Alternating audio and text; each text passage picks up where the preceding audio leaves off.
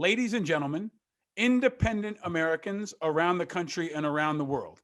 These are interesting, precarious, important times. And I am very humbled, ecstatic, happy to have one of, I think, the most important leaders in our country at all times, but especially right now, a man I've been honored to know. I've been privileged to watch his leadership grow and expand and evolve, and someone who just brings positivity and happiness and light to our country every single day. And I'm very happy that he'll be able to do that to this episode. The great and powerful Darren Walker joins us today on Independent Americans. Welcome, my friend. Paul, it's great to be with you. And, it is you who bring light, and it is you who inspire me. And I'm honored to be on your program. I think you're a true conscience for this country, Darren, and you're a true thought leader. And the work that you do, I think, is such a manifestation of your energy and your vision and the vision of so many other important leaders. And as I see, I wish we could do this in person, but obviously we can't. You have, I think, the coolest office I've ever been in. I mean, I've been in some cool offices. I've been in the Oval Office. And I think your office might be the coolest physical office I've ever been in because it's so deep with history and personal experiences and interesting things.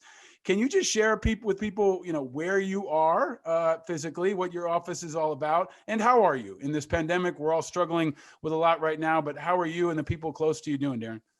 Well, thank you, Paul. You have been to the Ford Foundation's headquarters, my office there, which is really special. I'm actually at home, and I am in the library, which is why there are all these books behind me. And I feel really lucky to be at home and to work since last March 8th. I have been working from home. I live here on the East Side in New York. And I think I am doing, all things considered, very well. I mean, Paul, when you consider the state of our country, and particularly the state of many of our families who have suffered, the numbers of people, 500 plus thousand of our fellow citizens have died. And that means not only the 500,000 people we lost, but each one of them had a family.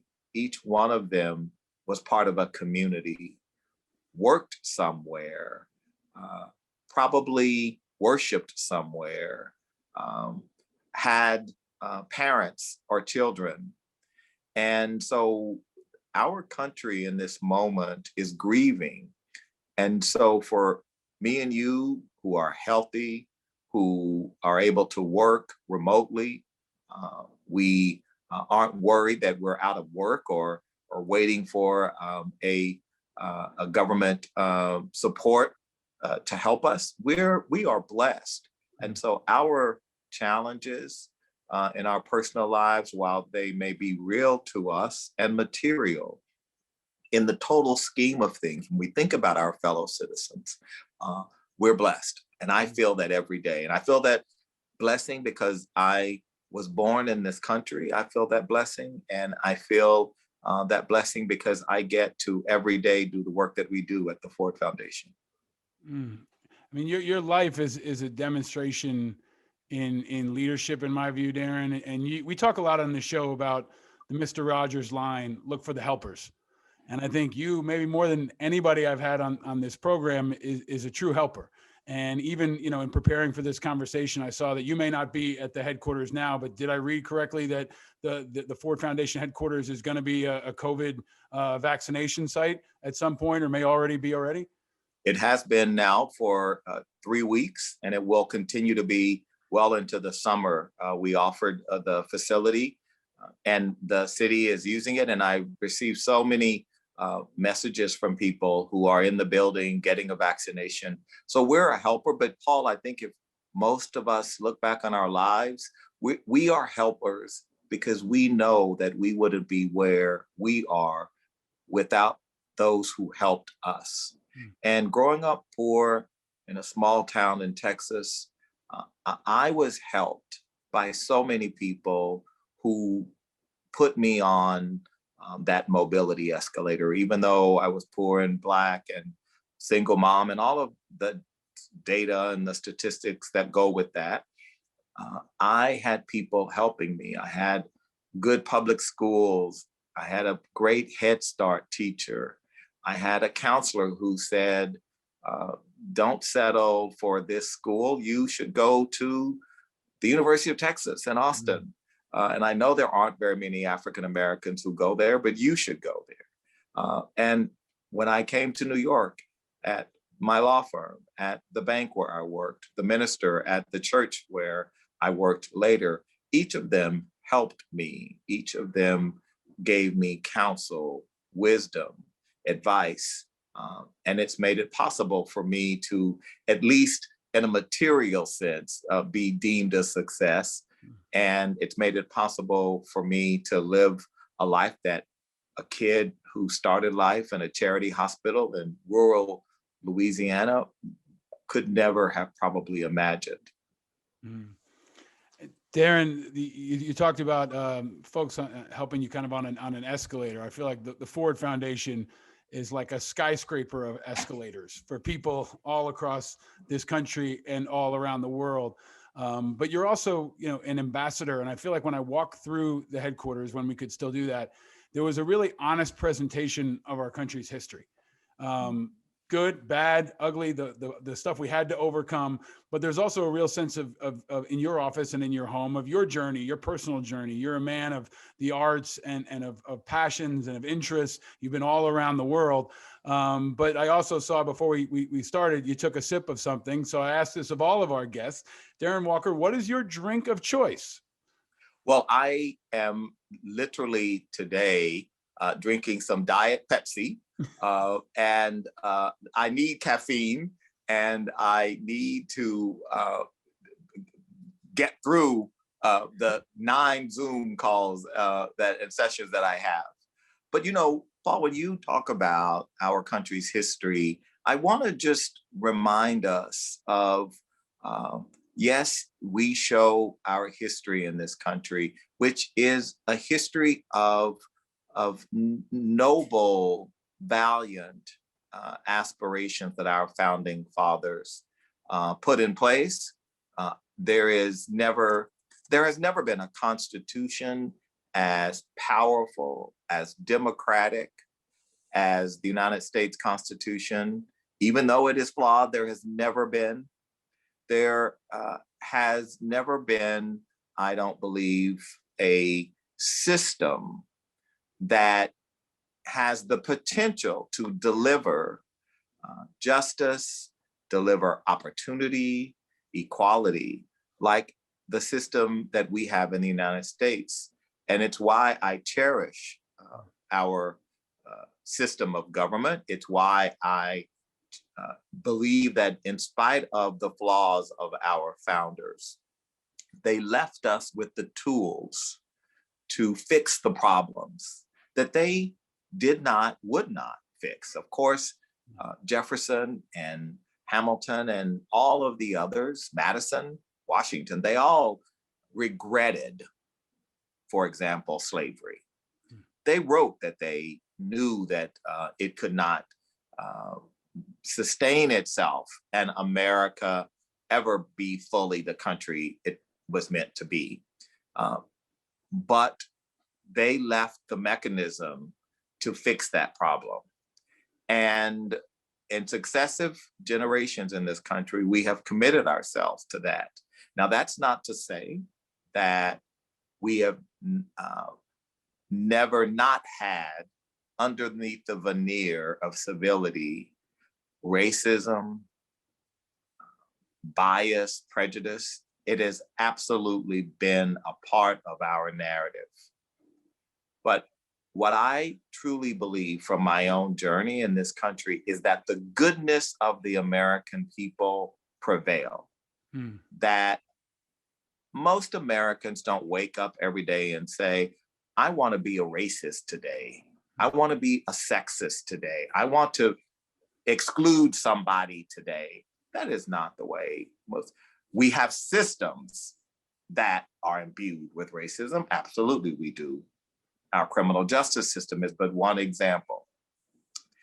But we are, as a people, we have the potential to do something truly extraordinary that's never been done in the history of this planet. A nation of immigrants, a nation of formerly enslaved people, a nation of indigenous people, all living together, governed by a system of democracy where each of them has a vote. And for me, that idea is a powerful idea that sustains me and gives me confidence that in spite of whatever challenge of the moment, and we have some right now in our country, I'm hopeful for America. And my belief in this country and its potential has never been stronger.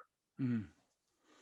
I think that belief, Darren, is contagious. That's part of why I'm so thankful to have you on the program now, when I think we're deep in, the hardest month of the winter. Folks are grinding it out. They're waiting for the vaccine. And I want to unpack, COVID, extremism, poverty, a couple of the things that you've been really prioritizing within your work. But I want to stay in that way back machine in Texas, or when you were growing up, and ask you, Darren Walker, when you were growing up, or when maybe later in life, whenever it was, what was your very first car?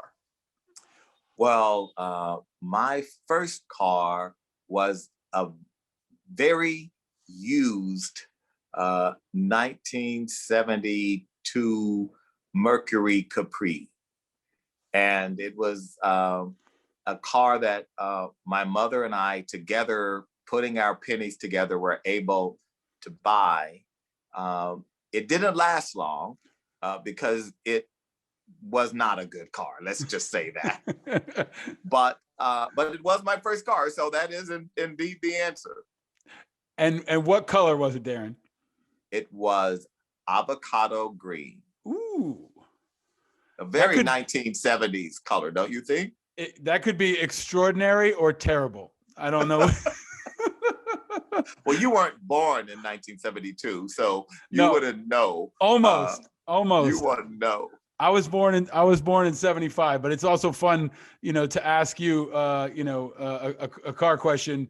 I know there's not a direct connection between the Ford Motor Company and Ford Foundation, but, asking you your very first car is a fascinating insight into you and your life trajectory. But I want to stay on Texas if I can for a minute, because it's obviously a focal point for the country, maybe for the world now. Can you break down what we should take away from what's happening in Texas right now? It feels like Texas is Katrina, and it feels like we continue to have these, for lack of a better framework, Katrina type moments. But now it also feels like the country moves past them more quickly than ever before.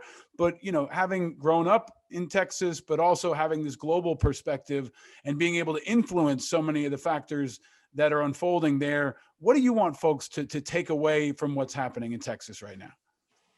Well, Texas has always seen itself as a separate part of America. In fact, Texas is the only state that was a nation first, was a nation before it became a state. And Texans have always been proudly independent. I think the challenge, as time has passed and we've come into the 21st century, is that we have in our country ideologies that have made it hard for us to find common ground, common solutions, and to see things through a sort of a gray dynamic, right? I mean, it's black or white. Mm-hmm. I mean, that the way in which we think about our problems, we think about our politics, is oppositionally, and that you're either over here in the black space or you're in the white space, and that's not a racial dynamic. That's just an oppositional. And what actually happens is most problems get solved in the gray space. Mm-hmm. Most people's beliefs are in the gray space. Most people don't believe extremes of either black and white. Most people believe, and so in Texas, we have seen, in my view, an ideological framework when words like freedom and independence from the federal government, these ideas become sort of toxic notions, right? And I deeply regret that for Texas, because I don't think that that kind of ideology-based governance is going to serve the citizenry well in the long term. And I think we all suffer from that, left and right. So this is, we have intolerance on the right, we have intolerance on the left. So it's not as if I'm talking about, but I am saying though, that ideology, when someone says, well, we won't do something because the federal government will be involved. I understand when people want to not have additional layers of bureaucracy or oversight or monitoring or whatever. On the other hand, to some of us, when you say the federal government, it was the federal government that forced states to allow young kids like me to go to public schools. I would not have attended the University of Texas at Austin, but it were not for the federal government requiring the state to change to let smart young Black kids, just like they let smart young white kids go to Austin, Texas to go to college. So when these ideological sort of signatures have different meaning to different people. There's a powerful insight into what you described there, Darren, that we've been exploring on this show when you said things get done in the gray space, right? And part of why we are exploring what it means to be independent on this show now in our next season is because so many people in this country are fed up with only two options politically, and with extremes that seem to be dominating our conversations and the lack of the ability to solve problems. And maybe Texas has become a case study on that. And I've been watching this unfold. And I feel like, Texas is too great of a state to have someone so small as Ted Cruz representing them. So my question is, would you ever run? You're the kind of person that could bring people together in Texas and beyond. You're such a success story and a powerful collaborator. You bring people together and solve things. You seem like exactly the kind of person that Texas needs right now to operate in the gray space. Would you ever consider it? No, I'm not. I don't have the temperament to run for public office. I do believe, though, that there is no higher calling, no more valiant mission of honor, of valor than public service. I think, and I'm the old-fashioned Kennedy-esque view of service. And I worry, Paul, that we don't talk enough about service today. And obviously, as a military veteran, you understand service. But service has moved out of the mainstream lexicon particularly of elites. And in the past, that idea of service, whether you were a D or an R, whether you were a Kennedy or a Bush, service was at the center of your life and your life's work. And it worries me that I don't hear our most prominent, our most successful people talking about service as a part of their mission, their life's work. I couldn't agree with you more. And I wonder, Darren, as we explore this topic, I would love to see you run for anything. As we, You and my mother are the only two people I think who would vote for me, I'm Paul, but that's going to okay. challenge you on that. Like I've challenged a number of people on this program. You're exactly the kind of person that we need in public service because folks like you are so rare. And as we record this, friend of this show, my friend and someone I know, Wes Moore, has now publicly said he's considering, running for governor in Maryland.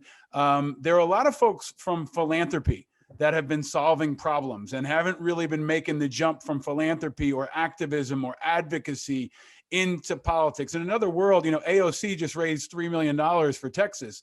She could have been an executive director at a nonprofit, an Ashoka fellow, all the other things that you and I operate around. So I see this moment for philanthropy and philanthropic leaders that maybe will elevate some of these leaders and issue a call for them to serve. But can you break down on the macro?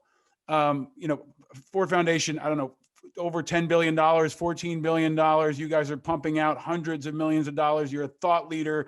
You're really viewed as an elite class for philanthropy. Has philanthropy ever in our lives faced this magnitude of compounded challenges at the same time? Can you frame it up with COVID, with the rise of extremism, with poverty, with inequality, with the Black Lives, all of it hitting at the same time, and the need so great as things like a power outage hits an entire state? It seems like the hits just keep on coming. Has there ever been a moment that philanthropy has faced like we're facing now? And how do you expect philanthropy and how will you lead philanthropy in responding to it? Well, I think philanthropy in this country is practiced quite broadly. It's not just the Fords and Rockefeller foundations. It's our churches, it's our synagogues, it's our mosques, it's our community centers, it's the Lions Club, it's the Elks Club, it's all of these groups. Those are centers of philanthropy.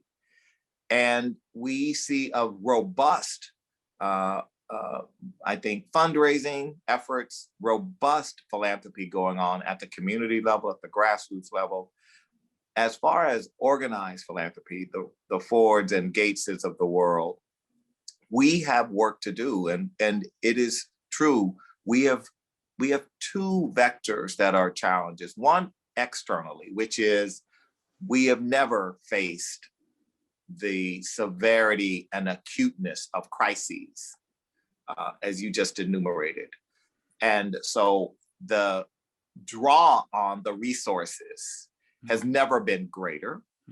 And so we've got to put money out the door to groups who are dealing with everything from increased food insecurity to arts organizations being closed down because people won't go to theaters and the artists have to get paid, to the challenge of COVID and the healthcare crisis.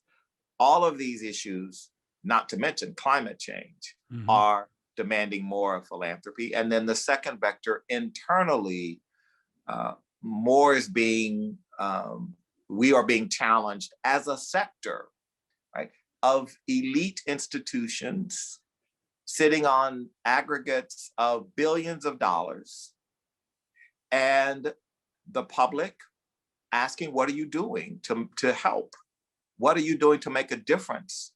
And so these two vectors are propelling and putting behind philanthropy pressures that we have never faced. And I think actually it's a good thing that these pressures are on us. And we have to be prepared to be accountable, to demonstrate our impact, to tell the stories. And it may not be that all the stories that we tell are stories that everyone wants to hear. I think people like hearing the stories of the Ford Foundation supporting the food pantries, supporting the vaccination centers and the direct human services. Others may not like the fact that groups we support are bringing lawsuits to ensure that the barriers to voting, when they're erected, that they're challenged in the courts, because we believe that every American should vote. And therefore, we support those organizations who are challenging states that put up barriers. And so there's a range of things that we are doing. And we, with our now $15 billion endowment, this year are giving away well over $1 billion that will address not only in the US, but internationally, a number of areas from our work in the arts and culture to our work around technology, the public interest, the future of work and workers, a very important piece for us, getting more civic engagement in this country, getting more Americans to engage in the public square, a very important work, mass incarceration, ending mass incarceration. These are all priorities for us. Mm. Darren, you and the Ford Foundation have always been ahead of the curve. And you supported our work at IAVA. You supported so many other critical advocates. And I think that's an important differentiation that I saw and I see now, is that you're willing to support advocacy. Some foundations, some philanthropists won't. And we're at this time where, you could put out $1 billion into the country, but advocates can move government to the point where $100 billion is going to the VA in a new COVID relief package. So there's a scale that in this country only government can really reach, and the confluence of your leadership as kind of fuel injection and the advocates and the pressure and the crisis of the moment, maybe compounded with this sense from some of the elite that they've been kind of chilling while the rest of the country's been getting hammered. Nobody's had it easy, but comparatively, there's a lot of folks sitting on money, and this crisis may motivate them. So there's an opportunity for some moonshots here, right? So for once in a generation shots that we can take. We don't want to waste a crisis as an opportunity, but there's also this underlying threat to our democracy, to our civil union, to our now national security, that is extremism, white nationalism, the Proud Boys and others. You wrote a very powerful piece about that, and we've covered it at length on this show. I continue to see this as an American insurgency. As someone who fought an insurgency overseas, there are many parallels here. But can you frame up, in the context of all the other stuff, how you place that in the overall priorities of threats and challenges that we face as a country? Well, I think there is no doubt that democracy is a threat to white supremacy. And what I mean by that is not the other way around.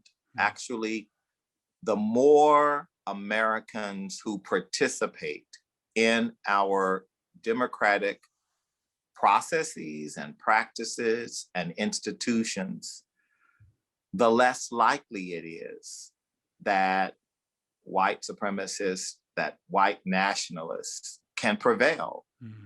I think the reason there is such resistance to having more Americans participate in our democracy is the sense that it will become more diverse. Mm.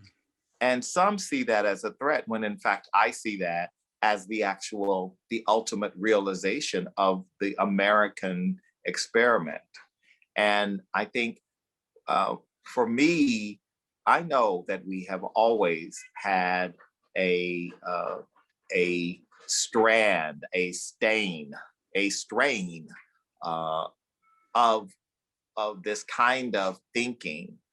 I'm reminded that when the constitutional conventions in the South after the Civil War were gathered, I mean, literally in Mississippi, Alabama, Georgia, they said things at the convention: we are here to make white supremacy the law of our state. I mean, that's in the record. And so I'm not naive, this has been with us. But what has kept that at bay has been, I believe I always return to the goodness and the belief that this isn't America and this cannot prevail. And I know that for us at Ford, we believe in this country and its potential. I believe in this country and its potential. And we support those who believe, and we support advocacy for the reasons you say. We support advocacy so that we can have, not that the Ford Foundation can replace government, because we can't. No foundation, no philanthropy, even in the aggregate, can or should replace our government. But we can support those who are seeking to bring the voices of people who are often not included, like veterans, for example, who are often marginalized in policymaking, in the conversations about what and who gets prioritized. And so it's why we support efforts like IVA, because you are, on behalf of veterans, bringing forward perspectives and placing them front and center so that policymakers cannot look the other way. So that those who run the VA and the various apparatuses that control the lives of, in some ways, of veterans, that they are held to account to deliver. And we believe that they should be held to account to deliver. Because veterans have delivered for America. And so America should be held to account to deliver for veterans. They have. And you know, we've explored it in the show, and I think the country is starting to unpack that there's, you know, they're a powerful community, but they're also, you know, ripe to be radicalized. You know, for you know, something like 1 in 5 of the attackers in the Capitol were prior service or had served in uniform. And I, you know, wrote a piece for CNN with Amy about the need for us to clean up our own house and to recognize that we were warned about this. Many of us have warned about this. When I went in to the Army in 1998 and up until a year ago, you could fly a Confederate flag in the barracks. That was allowed. So there are, you know, systemic challenges that need to be addressed immediately to overcome the institutionalized racism that exists in the military and allow some of this to thrive. But on the ground, you know, whether it's you guys helping people get the COVID vaccine or us trying to change hearts and minds, we've got to, you know, reach these folks that feel disconnected from society, and they're not just veterans. There's so many folks that, and not treat them and not otherize them, which is the way veterans often feel. Right. And again, when we get back to the idea of service and the most noble and highest calling, I believe the real challenge is that veterans are often talked about as vulnerable populations. I find this term very patronizing. Veterans are often targeted populations. They are targeted by predatory lenders. They are targeted by private educational institutions that know they can make money off of veterans because the government will pay. They are targeted by white supremacists and nationalists who know that they have vulnerabilities around race and around their own status in society, and whether or not they are appreciated, whether or not they're being left behind, whether or not they and their kids will have opportunity in America. And so, you know, I think we need to recognize how that targeting happens and what we need to do to intervene to support the anti-targeting work, right? So no private predatory lenders. You can't profit off of veterans. And so let's put in place the policies that ensure that veterans don't end up with a disproportionate amount of college debt because you can rip them off because, you know, the government will ultimately pay for it when they default. Their credit is bad and they're in bankruptcy. Right. Right. Yeah. I mean, you've got it. And I think they are one of many powerful populations in this country. And, you know, Trump saw it early. Trump saw the political power, the social power, the communications power of communities like veterans. And he talked to them early. He talked to them specifically. He talked to them often. And now we've got to counter that message. But there's also, whether they're veterans, whether they're white, black, you know, all across this country, Darren, there are a lot of folks that are frustrated and are Absolutely. angry. You deal with some of the hardest, thorniest issues that this country faces, and you're human. You have emotion. So Darren Walker, what makes you angry? Well, let me start by saying, Paul, the people you described, for the most part, have a reason to be angry. Mm. So let me be really clear. Yeah. Their anger is not misplaced. They aren't bad people because they are angry, because they see economic mobility slipping away. They see jobs disappearing.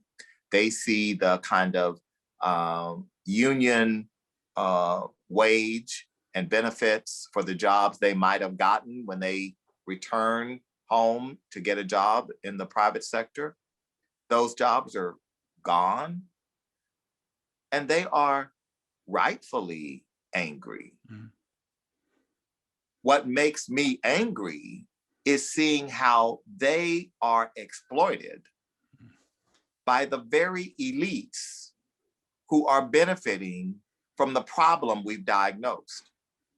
And so what makes me angry is when I hear a working class veteran who is barely making ends meet argue that we don't need whatever the government policy may be, because if we do that, it's going to kill jobs, or it means that somebody's going to get something and I'm not going to get, you know, a Black person's going to get something and I'm not going to get something, right? When you hear them mouthing these things that they have been told through a mechanism of disinformation, that's what makes me angry, because you see how people are exploited.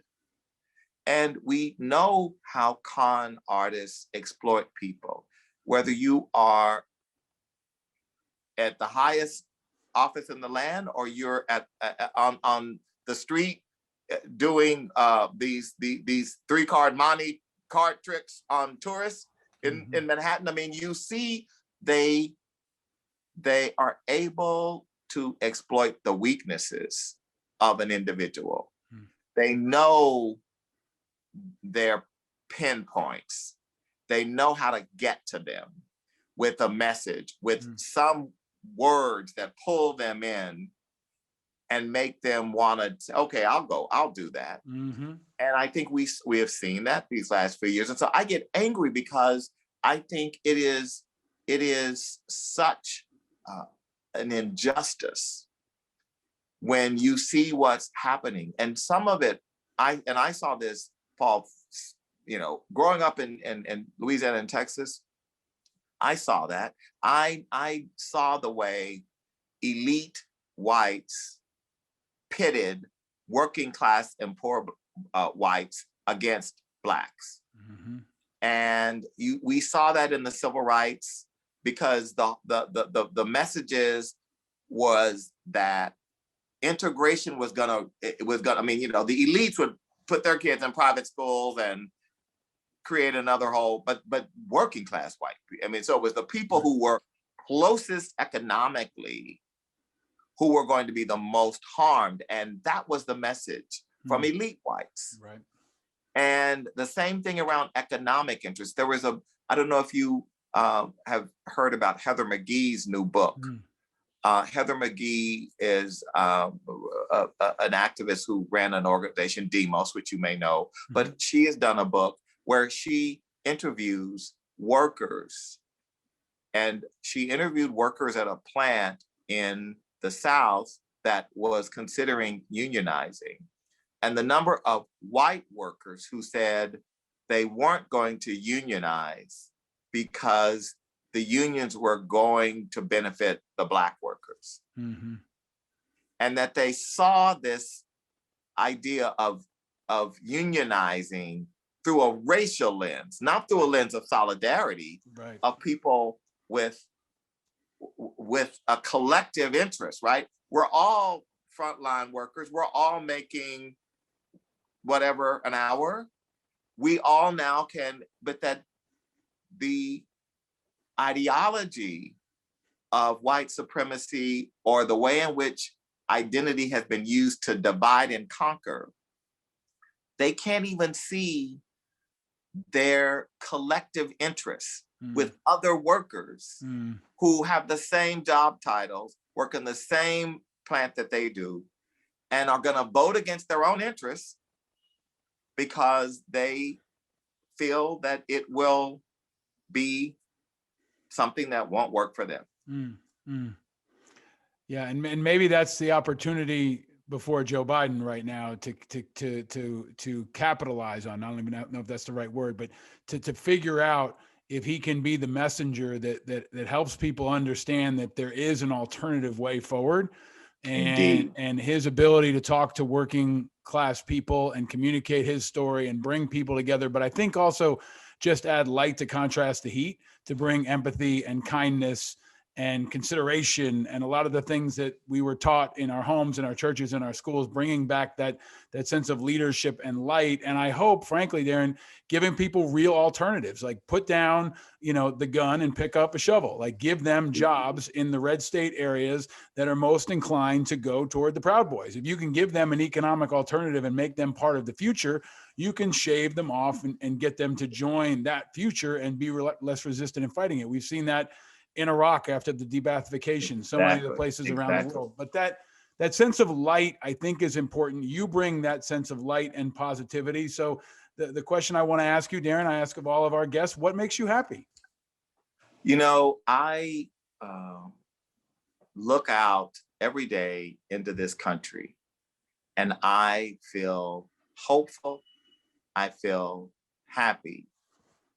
I feel encouraged in spite of this moment we live in, because I know that my story would not have been possible in any other country but this country. And I know that there are people in this country who, like I did, boys and girls who have dreams. And there are people out there who see our work as helping to make this a country where dreams can continue to be realized, where the idea of dreaming is encouraged, and that hope remains at the center of the American narrative, because hope is the oxygen of democracy. And our job is to fill this world with as much air and oxygen as we can. And that's what we do, I hope, at the Ford Foundation.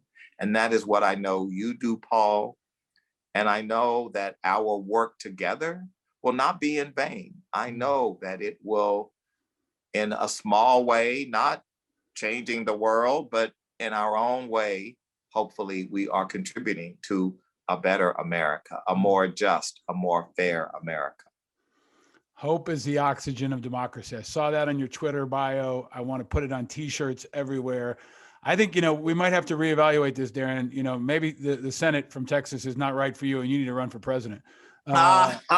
Or, you'd make a heck of a running mate. I mean, Paul, I can assure you, I don't think I could get elected dog catcher. Well, maybe you can get appointed, because I think that the more the country hears from you and the more the world hears from you, I think it's very important that the world hear your voice, because yours is a voice of light and positivity and hope and patriotism. It's up to all of us now to reclaim patriotism in this moment after it's been hijacked. And I think that's a really important message that people are hearing of your story, your personal story, but also your commitment to service and your commitment to others and your leadership. And I'm really, really grateful for it. I wish we could be in person. We can't. So now I'm going to virtually present you some gifts. And excellent. Your home office looks as cool as your work office, I got to tell you. So maybe one day I can come join you and have another conversation. You can come and have a Diet Pepsi here with me. That's it. We've got new independent American gear coming your way as soon as it gets done. Excellent. Made by veterans. Excellent. We have Uncle Nearest Whiskey, which has an incredible story. If you don't know it, you're going to have to read up on it, but they are a great supporter of this show, introduced to us by our friend I look forward to drinking some of Uncle Nearest. Uncle Nearest, taught Jack Daniels how to do his job. And there's much more to it than that.